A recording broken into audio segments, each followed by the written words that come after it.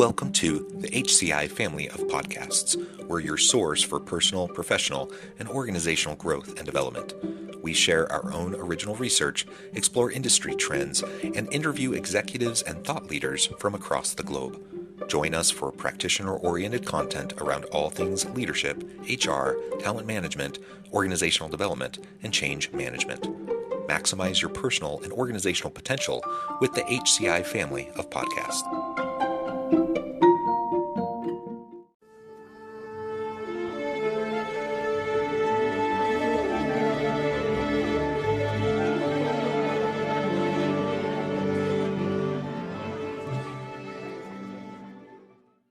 Claire Milligan, welcome to the conversation today. Thank you for having me. It is a pleasure to be with you. You're joining us from Southern California. I'm south of Salt Lake City in Utah. And today we're going to be talking about the neurodiverse leader and how we can leverage unconventional traits for exceptional results. This is a fascinating topic to me. I've done a little bit of research and work in the space of neurodiversity in the workplace and some of the challenges for neurodiverse individuals. I've never looked specifically at neurodiverse leadership. And so I think this is just going to be fascinating from that standpoint for me. But from a practitioner standpoint, I think hopefully this is just super valuable to anyone listening or watching today to get some real ideas and tips and tricks for how we can go about better working together. As we get started, I wanted to share Claire's bio with everybody. As someone with ADHD, Claire Milligan is not afraid to tell you she often bounces from one thing to the next, but the same ADHD that brings about the ping pong effect also enables her to break down complex concepts in easy to understand ways, hyper-focus until she identifies a solution to a particular challenging problem, and helps her see things from all angles so she's able to support her team in the way they need to be supported. Today, Claire will be explaining why neurodiversity can be a career asset and share how others can leverage their own unique traits to level up their leadership. Now, Claire, is there anything else you would like to share by way of your background or personal context before we dive on in? Sure. Yeah. Currently, I am the co-founder and CEO of a business named Aimably, and what we do is help companies understand what they're spending on cloud services and how to control those. And the experience of being an entrepreneur as one with ADHD has been quite a roller coaster and much different than being in a corporate context where I was before. So both of those things have been really instrumental in how I think about how people should be leading and considering being leaders when they come from the neurodiverse background like I do. Maybe if we can start by just with you taking a few minutes to explain what you mean by neurodiversity. And so I think I already mentioned ADHD for you. We have individuals on the autism spectrum. There's a variety of things that kind of get lumped into that that labeling. Essentially, it's if you process information in a way that's different from how our society is structured. A lot of times people might think, oh, since there's so many people who think that they have ADHD, it couldn't possibly be something that's different. And, you know, there are quite a few of us out there, and there are quite a few people on the autism spectrum as well.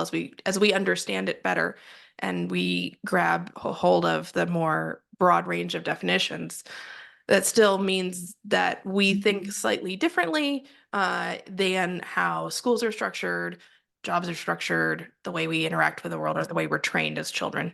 And like you said, there's a wide range of different elements that kind of fall under that umbrella, different traits and whatnot. And I think just within the autism spectrum. So I've been doing work around autism in the workplace now for, I don't know, 6-7 years, something in that range. And just during that time, we've expanded quite a bit, kind of our understanding around what kind of is included in the autism spectrum, and really our understanding of like how many people that impacts. And it's a large number. So to your point, sometimes people think, well, if it's just such a common thing, maybe it's not that uncommon. It's not that large of a number. It's still an uncommon thing. And like you said, when we process information in ways that are different than kind of the structures of society and how we're expected to function and to interact with each other, that creates barriers. It creates other challenges that, you know, some people don't ever have to think about because you're a neurotypical individual. Neurodiverse individuals have an extra set of things that they have to kind of worry about and challenges they have to face. So being just aware of that and attuned to that, I think is really important. So that hopefully we can create inclusive workplace environments where anyone can come and be valued and contribute in meaningful ways. Of course, as an organization, we want that. We want people to contribute. We want people to be innovative. We want people to drive towards solutions.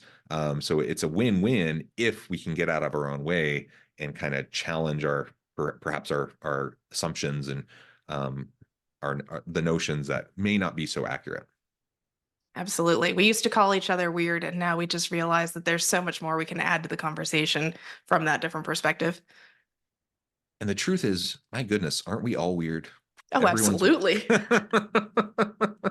we're all just so weird. So I embrace that label. That's wonderful. All right. Well, tell us a little bit more about you referred to kind of going from a corporate setting to now you're an entrepreneur, co-founder, and running your own business. Tell us a little bit about what that's like. Like, what was your experience as a neurodiverse individual in a corporate setting? What were some of the challenges you faced? And, that transition, how has that impacted you? And how do you find your situation now? That's a great question because becoming a founder was a lot like going to college for me. When Mm, you go through the entire education system, people are giving you information. They're telling you how to perform. They're telling you what to do next. There's a whole structure and a ladder. And by God, I just excelled at that. Like, let mm, me follow that set of rules. And when I got to college, it was like, oh, now I have to decide. Oh, okay.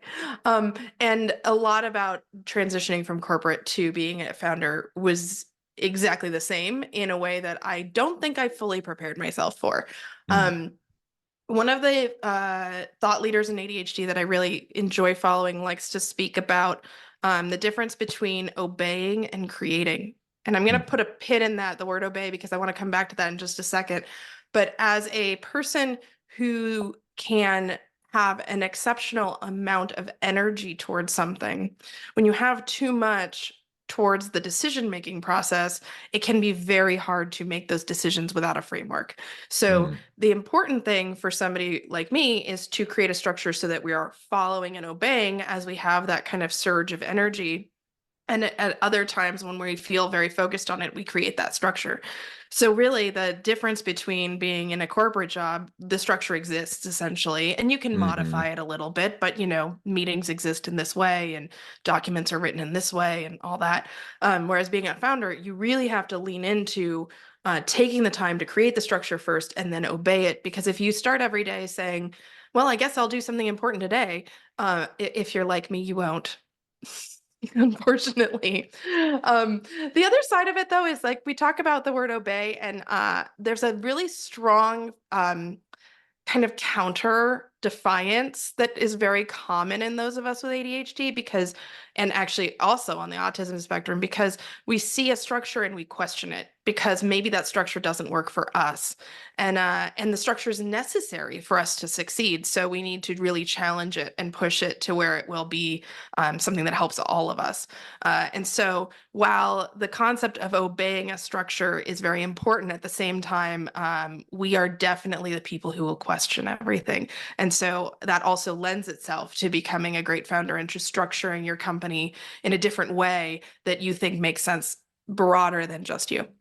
Yeah, and the structural issues that you're highlighting, it's a hard thing because if you don't face particular challenges, you usually don't even notice, right? Yes. So for example, we're not talking about other types of diversity today, but I'm a straight cisgender white dude. I'm a neurotypical guy.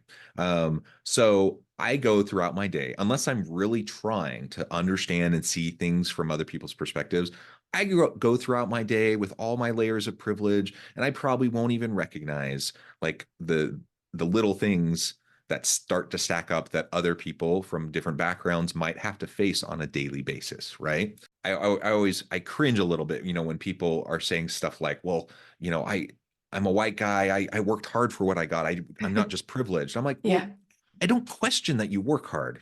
I work hard. I am a really hard worker. I don't think anyone who knows me would question that. But both things can be true at the same time. I can be incredibly privileged and I can be a hard worker.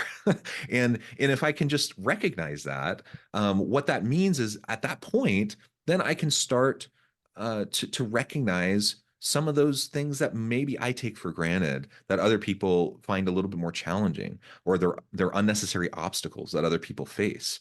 So while I'm neurotypical, it may not be obvious to me some of the little things that can start to add up and stack up for people that make it harder for them. If I talk to people, if I try to understand where they're coming from, and if I take the time to try to better understand the systems, the structures, the policies, practices, procedures that may not be serving others as well as they might be serving me because they were designed for me. At that point, I'm empowered. I can make a choice. I can decide how I'm going to interact with other people. I can challenge the status quo. I can push back on policies or procedures that maybe aren't as well suited for others. And I can, from my standpoint, I want to be an ally. I want to be a supporter and a champion of people who might have challenges that I don't fully understand and don't face on a day-to-day basis. But that will only happen if I try to take the time to better understand, and if I can challenge the assumption that everything, all the status quo structures and systems exist in a way that they should exist and that they should continue to exist that way. That's kind of how humans tend to think. And that's just not true. Like there's just so many things that don't need to be the way they are.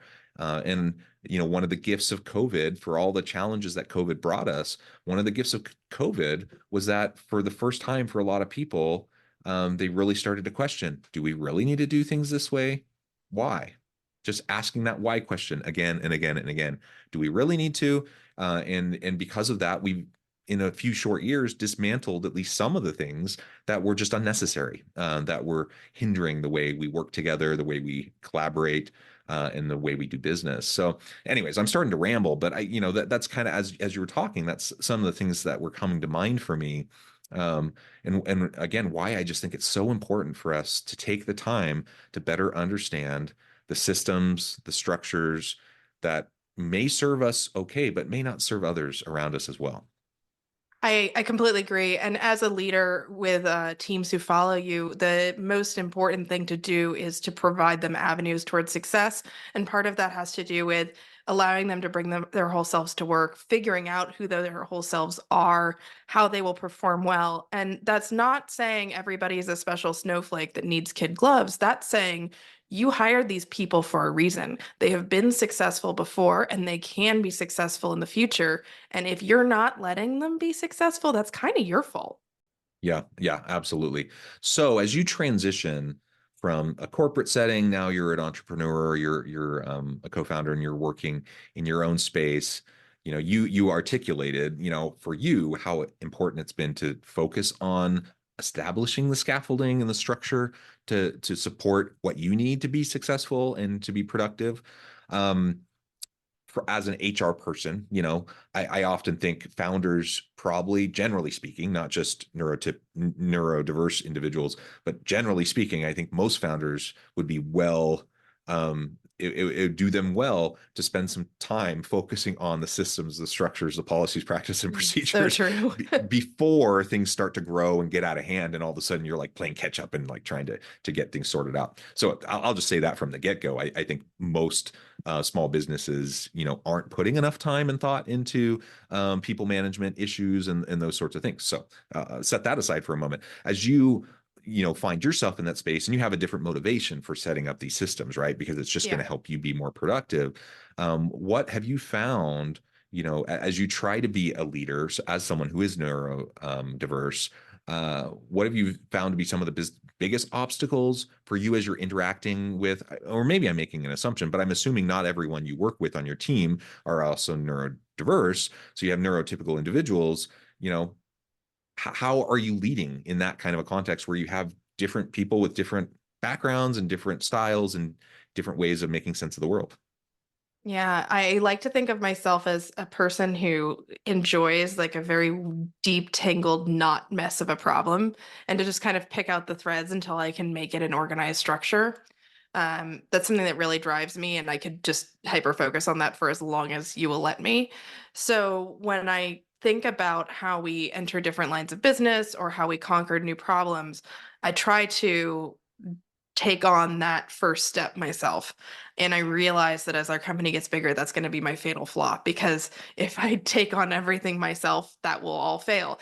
But at least for right now, it's working. And so what I like to think about is I test a structure out. And then once I'm happy with that structure, then I introduce it to the team and we start following it. And you're absolutely right. We have compliance documents, we have employee manuals, we have like project management software. We are so scaffolded, probably just for my own good. But it all works out really well for the team as we structure right now. And the best part about it is that I then get to hire people who are execution focused, and they can just get going with the structure that we have and deliver to an incredible level, which is a different strength in mine, and one that is very important as you're trying to get traction with a business. What are some of the challenges you faced as you're, trying to do all of this, right? You have all the normal challenges of being an entrepreneur and trying to grow and scale a business. That's not for the faint of heart. That's challenging for anybody. You find yourself as a neurodiverse individual working with other people that are neurotypical. You're trying to set up the systems, the procedures, etc. What have been some of the biggest challenges for you in working with those other individuals, to do this in a way that, so others don't just feel like, oh, I just have to do this because Claire needs it, or whatever. You know what I mean? Sure. I actually think my biggest challenge is myself. When I work on creating systems, I try to make them as lo-fi as possible. I try to make them as Hmm. easily usable for others, because if it's annoying for others, it's also going to be annoying for me. It's not that I just love my checklists and if they Right. don't work, right? But my hardest challenge is myself, because there are times when I know that in order to move forward with some aspect of the business, I need to create a structure. And I can be very reticent to do that until I've got a really clear frame of mind of what to do. And because that creating process is so much more challenging for me. So especially we have this seasonality to our business, actually, because we focus on helping people in the budgeting cycle the most. Uh-huh. And so over the summer, the budgeting cycle kind of goes quiet and everyone spends what they've got and they're on vacation, and nobody focuses as much. And so there's a lot less client inbound discussions and a lot more focus on making our business better. And as much as I need that work, it also doesn't really refresh my batteries. And so I can just really get myself caught. And thank goodness my co-founder and I have worked together for like 10 years. And so we kind of work really hard to pull each other out. But I think that in terms of challenges, it's really not hating myself and being okay with the Hmm. fact that I'm acting exactly in the way that I would expect myself to, and to not Yeah. expect too much. Yeah, excellent. And just that level of self-awareness is so important, and the self patience and compassion Yeah. around that, I think, is also just really, really important. That's something I think all of us struggle with sometimes, that we just, why can't we just do this? Why are we reacting and responding this way? If we can get out of the judgment game and just get into the awareness game, like understand what's happening and why, and then that awareness can then allow us to make choices. We can choose if we want to adjust. We can choose if we want to do something a little bit differently. If we want to set up a new system or whatever. And it's not about judgment. Like, nobody's perfect. We can just accept that. We're not always going to do things exactly the way we wish we did or would or could or whatever. You just accept that. And it becomes like this constant iterative process of just learning and growth. Like, I see that as a much more healthy way of approaching the inevitable day-to-day setbacks and challenges that we're all going to face. And we all have good days, we all have bad days. We have times things work out the way we hope they would, and other times where they fail dramatically, in great fashion, where it just doesn't happen the way we want it to. And that's okay, as long as we're learning from it, as long as we're Yes. iterating from it. And that's in large part what I hear you saying. Like, I hear you talking about just that level of self-awareness so that you can make those small incremental improvements little by little every day. I often think, if everyone could just strive to be 5% better every day, not Yeah. in terms of judgment, right? But just like in terms of awareness and in terms of iteration. Like if we can just be aware and try to just improve 5% every day, can you imagine what we could accomplish individually within our organizations, as societies?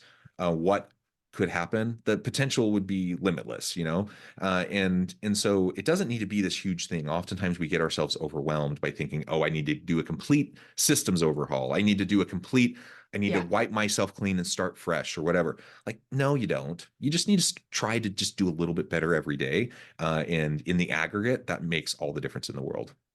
absolutely. My little hack for that is actually whenever anything seems super insurmountable, I like to think about doing productive procrastination. So there will be something else that is valuable. It's not nearly as important as that huge thing in front of me, but by Mm, doing and committing to getting something done, that actually turns the wheels. And I can be thinking about something in the background so that I can then take on that larger task. And just purely by switching gears into a new task, and choosing one that's a little bit more rote, it really allows for almost a meditative process. yeah, oh, I love it. So if you find yourself stuck, if you find yourself struggling, sometimes yeah, I don't want to advocate for avoid all the hard things and only ever do the things you like to do. That's not what you're Sure. saying. But No, but absolutely, like sometimes falling back into your comfort zone of things that you can just do, you can do well, it can really get you out of that rut and get you back on the path. So I think that's absolutely. that's excellent. Or take a shower now that we can Yeah. work from home. I Take a have the shower, walk greatest the ideas in the dogs, right? shower. Yeah, do something to reset your brain. Yeah. I think that's tremendous. Longtime listeners of the podcast know I have two dogs, and I walk them religiously. I love my family. I have six children. I've been married for 21 years. I'm not saying I'm like trying to escape them or anything, but man, I really look forward to that half hour where I get my two dogs out at the park every day because it's a mental reset. Yeah. It's so refreshing. It's meditative, and the restorative process, the restorative aspects of pets and all of that, right? So it's just something that I'm dead set. I'm going to do this every day, almost no matter what, Yeah. and it pays a lot of dividends.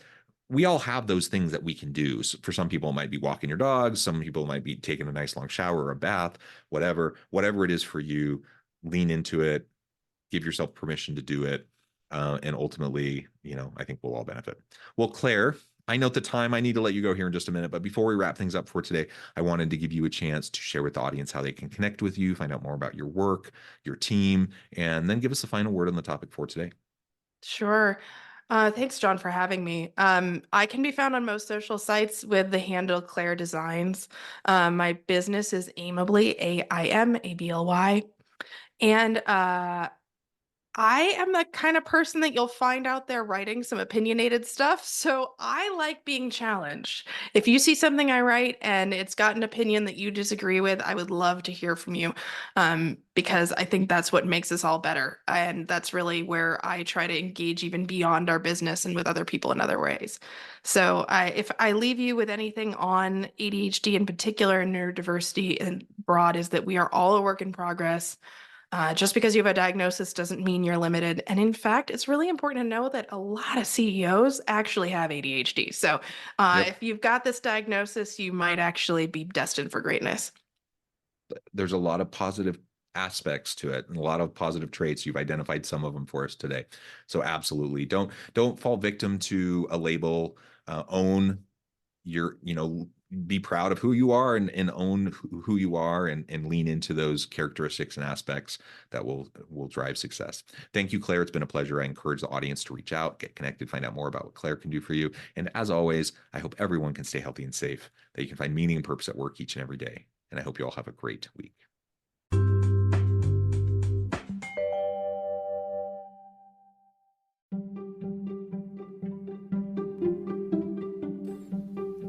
Thanks for joining us for this episode of the podcast.